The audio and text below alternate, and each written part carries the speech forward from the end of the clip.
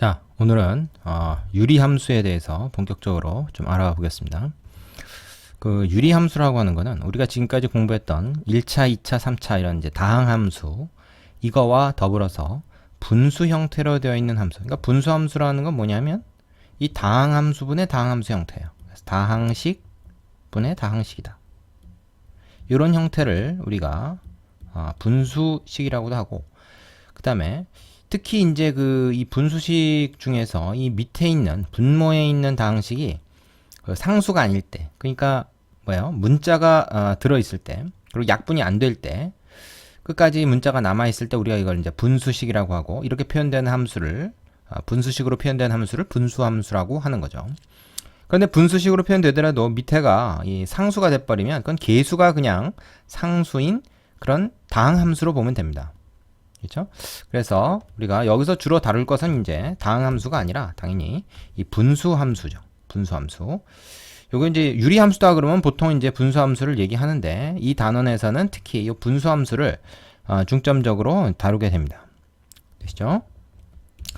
자, 그래서 이제 교재에 나와 있는데 예를 들어 보면 뭐 이를테면 뭐 2분의 1 x 제곱 이런 거, 그 다음에 5x 제곱 마이너스 2x 이런 건 다 이제 다항식에 해당돼요. 이게 분수로 되어 있긴 하지만 이게 계수만 분수니까. 하지만 이제 이렇게 분모에 문자가 들어있을 때 이건 분수식이란 말이죠. 분수식도 유리함수입니다. 분수함수도 유리함수. 그 다음에 분자 분모에 둘 다 이렇게 다항식이 있을 때도 마찬가지다. 뭐 약분이 돼버리면 안 되지만 약분이 안 되고 이렇게 남아있을 때, 분모에 문자가 남아있을 때 우리가 이것을 분수함수라고 한다. 요 단원에서 주로 다루는 것이 이제 이렇게 1차식분의 1차식의 분수함수를 주로 다루게 됩니다. 하지만 분수함수라는 건 꼭 1차식만 되어야 된다는 보장이 없기 때문에 이런 것도 사실은 분수함수가 돼요.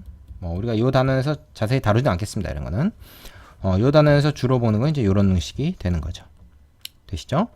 자, 그래서 우리가 앞에서 살짝 살펴봤던 유리식과 유리함수는 거의 동일한 개념이다 이렇게 생각하면 되는데, x에 관한 요식을 갖다가 결과값을 우리가 y로 치환하게 되면, 결과값을 y로 두게 되면 이제 우리가 유리식이 아니라 유리함수라고 부를 수 있는 거고, 요거 치환하지 않고 그냥 요 상태만 두면 유리식이라고 부르는 거고, 뭐 그런 차이만 있을 뿐입니다. 같은 거라고 보면 되죠. 자, 두 번째 이제 분수함수의 그래프로 한번 넘어가 보겠습니다. 자, 우리가 여기서 이제 다루게 되는 그 분수함수는 이런 형태를 기본적으로 다루게 돼요. x분의 k다 이거죠. 이거 어서 많이 본 것 같지 않습니까? 예전에 우리가 중1 때 나왔던 그 반비례라고 한 게 있어요. 반비례 함수. 이게 우리가 중학교 들어와서 처음 배운 정비례, 반비례 함수. 요것이 이제 우리가 분수함수의 가장 기본적인 형태다 이렇게 얘기할 수 있어요. 분수함수의 기본꼴은 바로 중1 때 공부했던 반비례 함수입니다. 반비례 함수가 뭐죠? x라는 값이 있으면 그거의 역수를 취해가지고 거기다 어떤 상수를 곱한 것을 우리가 y라고 하는 결과값으로 내는 그런 함수가 됩니다. 그래서 중1 때 공부했던 기억을 조금 되살려보면 이 k값, 상수값이 양수냐 음수냐에 따라서 얘가 1사분면과 3사분면에 그려지든가 아니면 2사분면과 4사분면에 그려지든가 그렇게 됩니다. 그죠? 그리고 이제 이거는 x축과 y축을 점근선으로 하는 직각쌍곡선이다 이렇게 얘기를 하죠. 그리고 k의 절대값이 커지면 커질수록 어떻게 됩니까? 원점에서부터 점점 이렇게 멀어지는 형태가 되고, 그죠? 여기 한 쌍이 이제 하나의 그래프가 돼요. 그 다음에 k 값이 점점 그 절대값이 작을수록 0에 가까울수록 이 그래프가 많이 휘어서 x축, y축에 좀 더 가까워지는 그런 형태가 됩니다. 음수일 때도 마찬가지예요. 절대값이 크면 멀어지고 절대값이 작으면, 즉 0에 가까워지면 절대값은 음수가 될 수 없으니까 절대값이 0에 가까워지면 점점 여기 가서 붙게 된다. 요건 이미 우리가 중1 때 공부했던 내용이죠. 다시 한번 우리가 되새겨보기 바랍니다. 자, 그래서 우리가 요 x축, y축을 우리가 점근선이라고 부르고, 요 이제 원점이 대칭점이 되는 거죠. 점대칭 도형이 됩니다. 여기 한 쌍이 하나의 그림이 되는 거예요. 그래서 분모가 0이 되는 x 이퀄 0에서, 그죠? x가 0이면 분모가 0이 되지 않습니까? 거기서 마저 함수값이 존재하지 않아요. 0분의 뭐라는 것은 없으니까. 0으로 나누는 거는 안 되니까. 그래서 여기가 끊어지는, 요런 이제 우리가 불연속이라고 하는데, 요런 그래프로 나타나게 된다 하는 겁니다. 요건 뭐 다 알고 있을 거라고 생각하고 점검만 하고 넘어가겠습니다. 자, 그래서 교재에 정리되어 있는 마지막 부분 내용만 볼게요. 이제 왜 이런 그래프가 되는가 하는 건 이제 중학교 때도 했으니까 교재 내용 한번 읽어보면 쉽게 이해가 갈 겁니다. 자, 정의역, 치역은 모두 0을 제외한 실수 전체 집합이다. x도 0이 될 수 없고 y도 0이 될 수 없다. 이 기본 형태에서 얘기하는 겁니다. 그 다음에 원점에 대해 대칭이다. 대칭점이 되죠, 원점이. 직선 y 콜 x, y 콜 마이너스 x에 대해 대칭인 그래프다. 이거 중요합니다. 이거 중요한 사실이에요. 무슨 얘기냐면 요 그래프 자체가 이건 이제 k가 양수일 때, 이건 k가 음수일 때 얘기인데 y 콜 x에 대해서 대칭이 된다. 이게 무슨 얘기입니까? y 콜 x에 대해 대칭이 되면은 역함수가 자기 자신과 같아져요. 이쪽도 마찬가지죠, 그죠? 그리고 y 콜 마이너스 x에 대해서 또 대칭이 된다. 되시겠죠? 그래서 x 대신에 y를 넣고 y 대신에 x를 넣어도 사실은 똑같은 그래프가 됩니다. 이게 x, y가 바뀌어봤자 달라지는 게 없어요. 그리고 x 대신에 마이너스 y 넣고 y 대신에 마이너스 x를 넣어도 사실은 똑같은 그래프가 되는 거죠. 그게 바로 이제 이 3번의 의미인 것입니다. 도형의 이동에 대해서는 우리가 이전에 한 게 있으니까 뭐 그거랑 좀 연관지어서 생각을 해보시기 바라고요. 자, 점근성 x축 y축 이게 있고 k가 양수냐 음수냐에 따라서 이 그래프가 1, 4분면, 3, 4분면에 그려지는지 아니면 2, 4분면, 4, 4분면에 그려지는지가 달라진다. 절대값 k값이 커질수록 원점에서부터 좀 멀어지는, 즉 이 곡선이 좀 덜 휘는 거죠. 예, 그렇게 생각하시면 됩니다. k의 절대값이 작을수록 점점 이렇게 많이 휘어서 원점에 가까워지는 그런 형태가 된다. 뭐 이런 얘기죠. 자, 중학교 때 했던 거 다 복습하는 과정입니다. 정작 중요한 건 그래서 그 다음에 나오죠. 뭡니까? 분수함수 요거의 그래프인데 요거는 우리가 이제 뭐라고 부를 겁니까? 요거는 이제 우리가 분수함수 표준형이다 이렇게 불러요. 분수함수의 표준형. 왜 표준형입니까? y는 x분의 k가 기본형이라 그랬죠. 항상 우리가 기본형을 갖다가 평행 이동을 하면 그걸 표준형이라고 부른다. x축으로 p만큼 y축으로 q만큼 평행 이동한 거예요. 그래서 x 대신에 x 대신에 x 마이너스 p 넣고 y 대신에 y 마이너스 q를 넣은 겁니다. 그래서 x 마이너스 p k는 그대로 있고 y 마이너스 q. 그럼 이렇게 하면 이제 요 마이너스 q 부분만 이쪽으로 넘기면 이항을 시키면 바로 요 형태가 되는 거죠. 왜 이항을 시킵니까? x 값이 정해져서 어쩌고저쩌고 막 조작이 된 다음에 최종적으로 그것을 우리가 y라고 부른다. 이제 이런 형태로, 즉 y 콜 fx 형태로 쓰다 보니까 요거를 이제 넘겨서 표현을 한 거죠. 그래서 이것이 x분의 k를 x축으로는, 그러니까 즉 가로 방향으로 p만큼, 세로 방향으로 q만큼 평행 이동한 것이다. 이렇게 우리가 얘기할 수 있는데 이걸 우리가 분수함수의 표준형이라고 한다. 그럼 이 표준형 그래프는 원래 위에서 이제 공부했던 기본형 그래프를 그대로 위치만 이동한 거기 때문에 모양은 변하지 않습니다. 그래서 이런 특징을 갖게 돼요. 어떤 특징이 있나 한번 볼까요?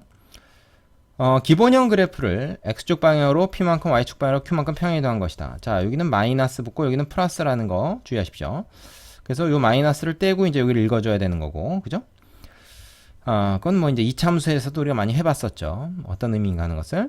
그 다음에 정의역은 x는 x가 p가 아닌 실수다. 즉 분모를 0으로 만드는 값은 빼야 된다. 원래 기본형에서 0이 아닌 실수였는데 그 0이 이제 p만큼 평행 이동한 거니까 p가 아닌 실수가 되는 거고, y도 마찬가지로 q가 아닌 실수가 되는 겁니다. 그러니까 실수 전체 집합이 정의역 치역이 되는 게 아니고 한 값씩 빠져요. 그게 뭐냐면 이제 분모를 0으로 만드는 뭐 값이 되는 거죠. 자, 점근선에 해당하는 부분이 바로 이제 요것이 됩니다. 자, 점 P, Q에 대해서 대칭은 그래프다. 아까는 이제 기본형에서는 뭐야? 원점에 대해 대칭이었지만 이제 그게 x축으로 p, y축으로 q만큼 평행이 됐으니까 당연히 p, q라고 하는 점에 대해서 대칭인 그래프가 됐겠죠.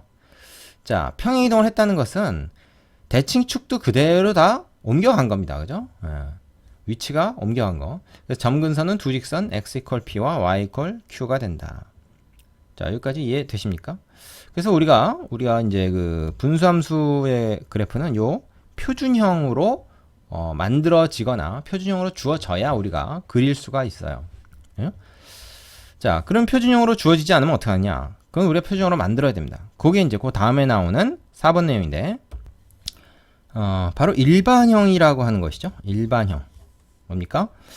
자, 위에 그 표준형, 요 형태가 아니라 1차식분의 1차식 분수 하나로 주어진 거예요. 이걸 어떻게 하냐면, 요거는 직접 나눗셈을 하면 됩니다. ax 플러스 b에서 cx 플러스 d를 나눠가지고, 표준형으로 바꿔서 그리면 돼요. 하지만 이제 그 과정이 조금 복잡하기 때문에 우리가 굳이 나눗셈을 하는 것보다는 좀 간이 방법으로, 좀 간단한 방법으로 그 분모랑 똑같은 식을 분자를 이제 변형을 해서 만드는 방법이 있습니다. 그거에 대해서 잠깐 이제 설명을 좀 할게요. 밑으로 조금 내려서 그 얘기를 좀 설명하겠습니다. 자, 책에 나와 있는 예를 가지고 합시다. y는 x-2분의 3x-5다. 뭐 이런 게 있다고 쳐요. 자, 실제로는 요걸 이제 원래는 나눠서, 그죠? 나눠서 할 수 있다는 겁니다. 3x-5 나누기 x-1이라는 뜻이죠, 저것이. 그럼 이거 우리가 이제 그 다항식에 나눗셈 해봤지 않습니까? 이게 이제 3이 곱해지고 3번 들어가죠. 그러니까 뒤에 건 신경 쓰지 말고 가장 높은 차수의 계수만 신경 쓰면 된다. 이거 고등학교 들어오자마자 하는 내용이죠. 그래서 이렇게 돼요. 빼면은 이거 없어지고 플러스 6 되니까 1 된다. 그래서 몫이 3이고 나머지가 1이죠. 그러면 이제 이게 어떻게 되냐? 이걸 갖다 우리가 이렇게 얘기할 수 있다. 몫이 3이니까 3 쓰고 나머지가 1이니까 얘로 나눠지지 않은 나머지가 1만큼 있다는 얘기야. 이렇게 쓰면 됩니다. 그러니까 일종의 뭐 가분수를 대분수 형태로 바꿨다 이렇게 보면 쉽겠죠. 물론 그렇게 얘기하긴 좀 그렇습니다만은 숫자가 아니기 때문에. 근데 이렇게 쓰고 나면 어떻게 되는 거예요? 표준형이 된 겁니다. 표준형이 된 거예요. 그죠? 바로 이 형태가 되지 않습니까? P가 2고 Q가 3이고 뭐 앞에 쓰여졌지만 K가 1인 그런 형태라는 걸 볼 수가 있는 거죠. 근데 매번 이렇게 나눗셈을 하지 않고 우리가 어떻게 하는 게 좋냐면 이렇게 합니다. x-2 위에 3이 있죠? 3으로 묶어서 무조건 x-2 밑에랑 똑같은 거 써준다 이게. 1창의 계수로만 묶어내고 그냥 무조건 써줘. 밑에 거 뒤에 거 신경 쓰지 말고. 그 다음에 어떻게 하냐. 이걸 다시 전개했을 때를 생각해보면 3x-6이잖아요. 근데 원래 5여야 되지. 마이너스 5. 그러니까 플러스 1을 해줘야 된다. 이 분자의 식을 이렇게 변형할 수 있는 거죠.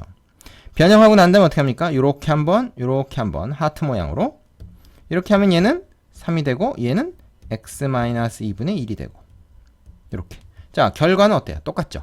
근데 실제로 나눗셈을 하는 것보다 이렇게 간이 형태로 변형을 해가지고 만드는 게 뭐 사실 똑같은 얘기입니다. 예, 원리는 똑같아요. 그래서 이렇게 만드는 것이 우리가 좀 더 편하다. 그래서 앞으로는 계속 이 방법을 좀 많이 쓰도록 하겠습니다. 자, 그래서 핵심은 뭐예요? 분수함수의 이거 일반형이죠. 일반형. 이 일반형 그래프는 표준형 꼴로 고쳐서 그린다. 왜? 그래야 그래프를 그릴 수 있기 때문에. 그래야 우리가 점근선과 그 뭐죠? 그래프, 점근선을 알아야 이제 그래프를 그린 거죠. 사실 점근선을 알기 위해서는 요 형태로는 안 되고 요 형태로 이제 변형을 해줘야 되는 거죠. 이차함수에서 일반형을 표준형으로 바꿔서 꼭 지점을 찾았듯이 여기서는 분수함수에서는 뭐야? 일반형을 표준형으로 바꿔서 점근선을 찾는 거다. 왜? 그래프를 그리기 위해서. 뭐 이렇게 정리해 주시면 되겠습니다. 자, 교재에 보시면 그 밑에 다음 페이지죠. 셈 보충에 요게 이제 설명이 좀 돼 있어요. 지금 요 내용이 이제 이겁니다. 그래서 이거 이제 문자로 해가지고 아예 이걸 아예 외워두자 뭐 이런 얘기인데 이거 외울 필요 없습니다. 그죠? 매번 이렇게 그냥 고치면 돼요. 이걸 굳이 뭐 이것까지 외우려고 그러면 헷갈리니까 외우지 마십시오. 이거. 그냥 이렇게 할 수 있겠다. 문자가 있더라도 우리가 변형할 수 있겠다 하는 거 정도만 한번 읽어보시면 되고요. 실제로 이제 문제가 주어졌을 때 바로 이런 형태로 이런 방식으로 변형을 해서 우리가 원하는 형태로 바꾸면 된다 하는 겁니다. 자, 그래서 요 내용은 말이죠. 우리가 이제 그 필수 예제와 유제를 통해서 하나씩 연습해 보는 게 아주 중요합니다. 그리고 유리함수에서는 이 그래프가 거의 전부라고 보면 돼요. 그래프를 그리는 것이 전부다. 그래프만 제대로 그리면 최대 최소 문제라든지 뭐 문제에서 얘기하는 뭐 어떤 교점에 대한 문제랄지 이런 것들이 다 해결이 됩니다. 그래서 그래프를 그리는 게 중요해요. 그리고 그래프를 그리기 위해서는 우리가 뭡니까? 표준형으로 바꿔야 된다. 이 일반형으로 하면 안 되고 그걸 표준형으로 바꿔서 점근선부터 찾는 것이 필요하다. 그리고 뭐 포물선 그릴 때도 그렇지만 아주 정확하게 그릴 수는 없는 거죠. 개형을 대충 그리는 겁니다. 얼마나 이게 휘었느냐 하는 정도로 우리가 아주 정확히 알 수가 없어요. 그죠? 그래서 절편이나 뭐 이런 기준이 되는 점들이 있으면 그걸 찍어야 되는 거죠. 자, 다음 강에서 필수 예제를 하나씩 해보면서 정리를 더 해보도록 하겠습니다.